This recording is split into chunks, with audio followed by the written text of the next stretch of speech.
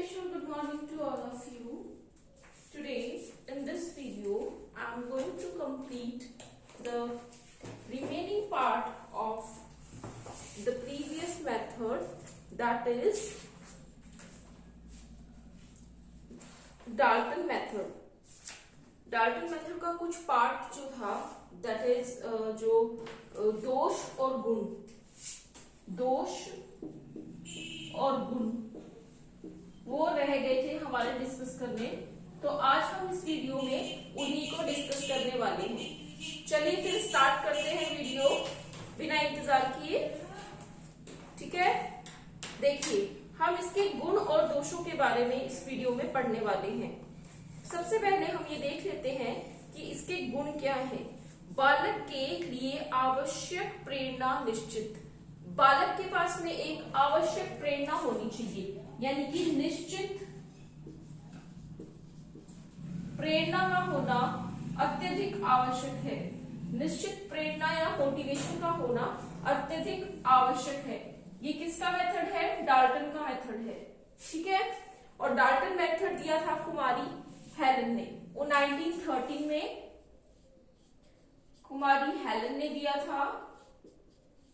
ये हम पढ़ चुके हैं प्रीवियस वीडियोस में 1913 में, और ये कहा कि नागरिक थी अमेरिका की। फर्स्ट गुण तो ये हो गया, हम बात कर रहे हैं गुणों की। दूसरा गुण क्या है? दूसरा गुण है इसमें बालक की अनुपस्थिति का उसके कार्य पर बुरा प्रभाव नहीं पड़ता है। यानी कि अगर बालक एब्सेंट है तो भी उसके पढ़ने की प्रक्रिया में कोई दोष उत्पन्न नहीं होगा। देखिए मैं लाइन टू लाइन रीड कर रही हूँ, और ध्यान से सुनिएगा। बालक के लिए आवश्यक प्रेरणा निश्चित। डाल्टन पद्धति एक उद्देश्य पद्धति है। इसके अंतर्गत प्रत्येक बालक के सामने कोई न कोई उद्देश्य अवश्य होता है। उद्देश्य को प्राप्त करने के लिए बालक आवश्यक रूप से प्रेरित हो जाते हैं। अगर हम उनके सामने उद्देश्य देंगे तो ही तो वो रेडी होंगे उसको तैयार मतलब उसको अचीव करने के लिए, उसको प्राप्त करने के लिए, तभी तो वो रेडी होंगे।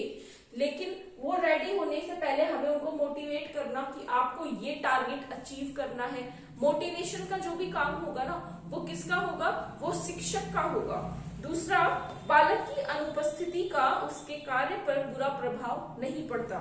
जैसे कि कक्षा शिक्षण पद्धति में बालक की अनुपस्थिति का उनकी शिक्षा पर बुरा प्रभाव पड़ता है। यानी कि अगर सपोज कीजिए क्लासरूम है, क्लासरूम में अगर बच्चा एक दिन एब्सेंट हो जाता है तो पीछे वाले जो दिन है, जिस दिन वो एब्सेंट हुआ है, उस दिन का जितना भी वर्क होता है वो जो वर्क है वो उसका मिस हो जाएगा। और नेक्स्ट डे जब वो स्कूल जाएगा तो उसको पहले तो पीछे वाला वर्क कंप्लीट करना पड़ेगा, तब कहीं जाके उसको अगले जो काम है वो समझ में आएगा। तो ऐसा इसमें डाल्टन मेथड में नहीं होता। इसका एकमात्र कारण यह है कि कक्षा शिक्षण पद्धति में पाठ दोहराया नहीं जाता, अतः इस विधि में बालकों को कक्षा में अनुपस्थिति का उनकी शिक्षा पर बुरा प्रभाव नहीं पड़ता। ठीक है, आया समझ में? उसके बाद हम बात कर रहे हैं डाल्टन पद्धति के दोषों की। अब डाल्टन पद्धति के अंदर कुछ दोष हैं। पहला, सामान्य तथा कमजोरों के लिए हानिकारक। दोष की बात करते हैं हम। डाल्टन मेथड के जो दोष हैं वो क्या क्या है?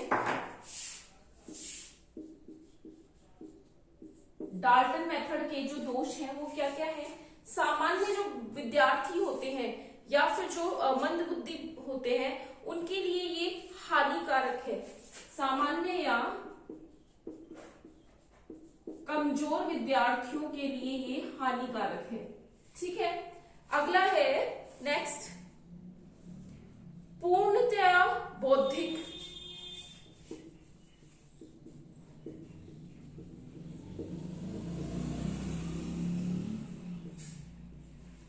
थर्ड है विभिन्न विषयों का समन्वय असंभव।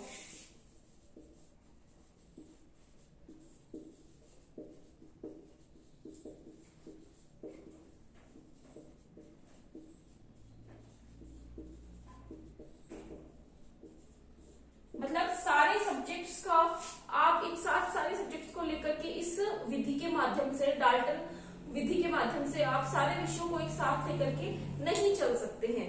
ठीक है, नेक्स्ट है सामूहिक रूप से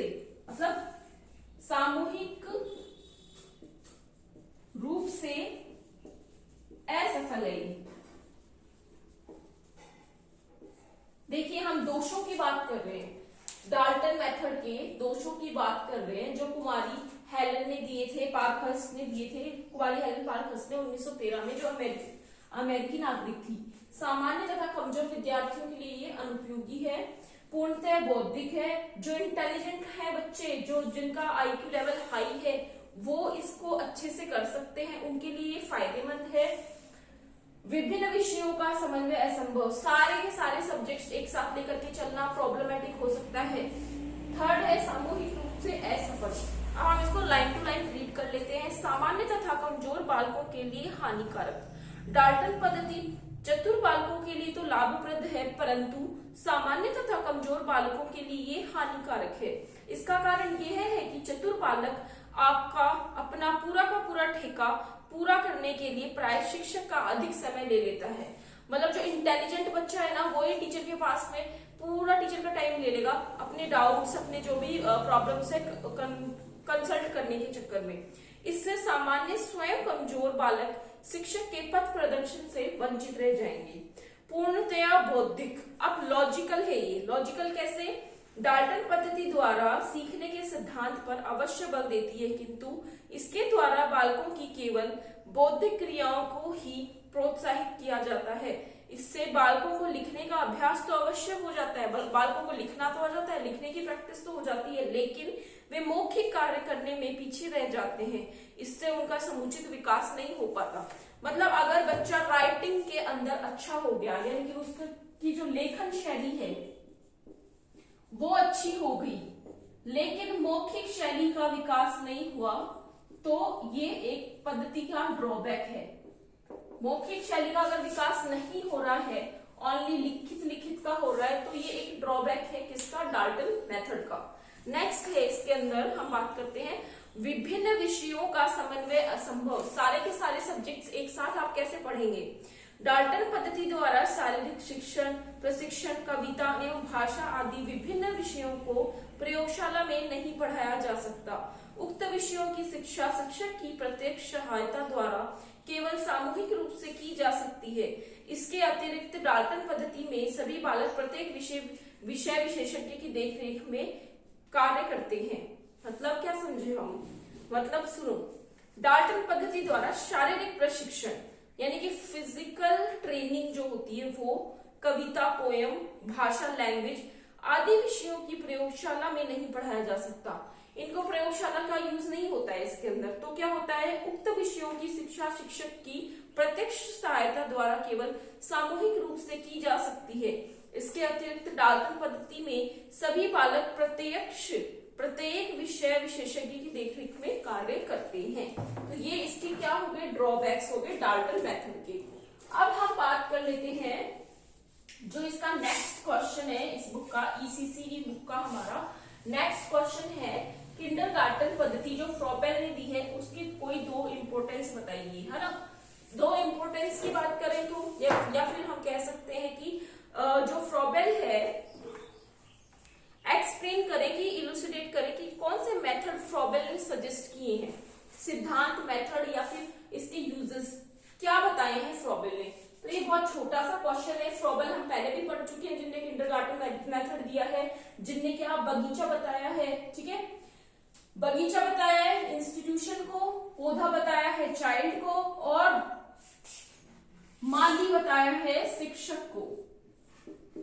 इसके बारे में हम आज डिस्कस करेंगे।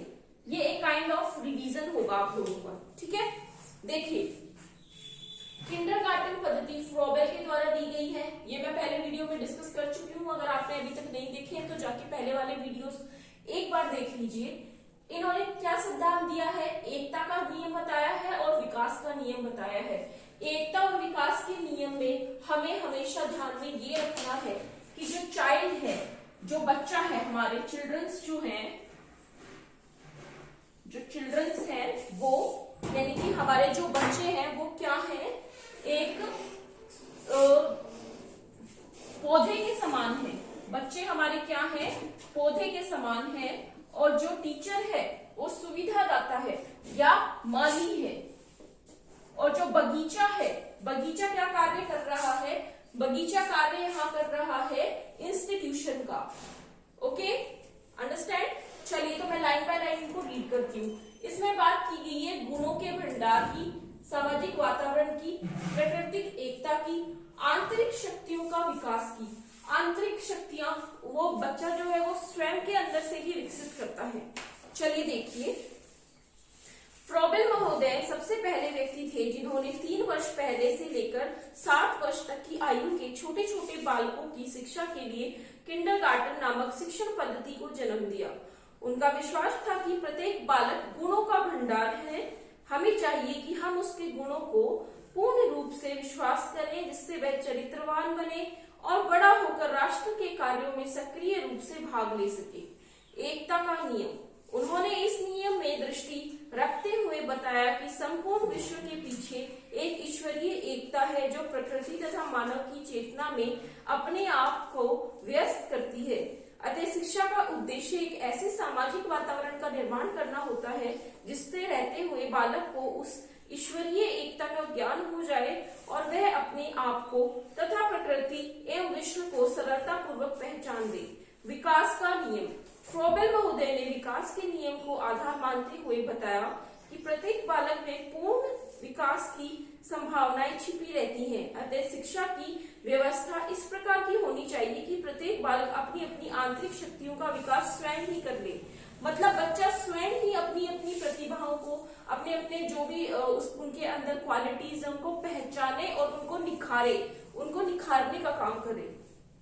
दूसरे शब्दों में, क्योंकि सभी वस्तुएं ईश्वरीय नियम के अनुसार विकसित हो रही हैं, इसलिए शिक्षक को बालक के विकास में प्रत्येक बालक स्वतः ही पूर्ण रूप से विकसित हो जाए। इस संबंध में फ्रॉबेल महोदय ने बताया कि बालक जो कुछ भी होगा वह उसके भीतर है। मतलब जो कुछ भी बच्चा है ना, बच्चा अपने भीतर से ही एक स्वरूप है, चाहे उसका कितना भी कम संकेत हमें क्यों न मिले। दूसरे शब्दों में, जिस प्रकार एक बीज में पूर्ण वृक्ष छिपा रहता है, वेरी वेरी इंपॉर्टेंट लाइन, जिस प्रकार एक बीज में पूर्ण वृक्ष छिपा रहता है, उसी प्रकार बालक में भी प्रतिभा का भंडार होता है। अब डिपेंड ये करता है कि वो अपनी इन एक्टिविटीज को, प्रतिभाओं को कैसे निखारता है, कैसे क्रिएटिवली उनको यूज करता है। इस विषय को पूर्ण करने के लिए चाहे उसका कितना ही कम संकेत, फ्रॉबेल महोदय ने बताया कि बालक जो कुछ भी होगा वह उसके भीतर है, चाहे उसका कितना ही कम संकेत हमें क्यों न मिले। दूसरे शब्दों में, जिस प्रकार एक बीज में पूर्ण वृक्ष छिपा रहता है, उसी प्रकार ठीक बालक में भी व्यक्ति का पूर्ण रूप छिपा रहता है। इसलिए फ्रॉबेल ने बालक को पौधे से, स्कूल को बाग में तथा शिक्षक को माली की उपमा देते हुए बताया कि स्कूल एक बाग है। उपयुक्त वातावरण में बालक रूपी पौधा शिक्षक रूपी माली की देखरेख में अपने आंतरिक नियमों के अनुसार सक्रिय होकर स्वाभाविक रूप से विकसित होता है। ठीक इसी प्रकार से शिक्षक को भी बालक के विकास के लिए सामाजिक दृष्टि से ऐसा अनुकूलन वातावरण प्रस्तुत करना चाहिए कि वह भी अपने भीतर आंतरिक नियमों के अनुसार सक्रिय रहते हुए स्वतः ही पूर्ण व्यक्ति बन जाए। आई होप आपके ये कॉन्सेप्ट समझ में अच्छे से आ गया होगा। हम नेक्स्ट वीडियो के अंदर डिस्कस करने वाले हैं एक्सपेरिमेंटल मेथड। जो एक्सपेरिमेंट मेथड है वो क्या कहता है, तो नेक्स्ट वीडियो में हम वो डिस्कस करेंगे। That's all for today's video. Thank you so much.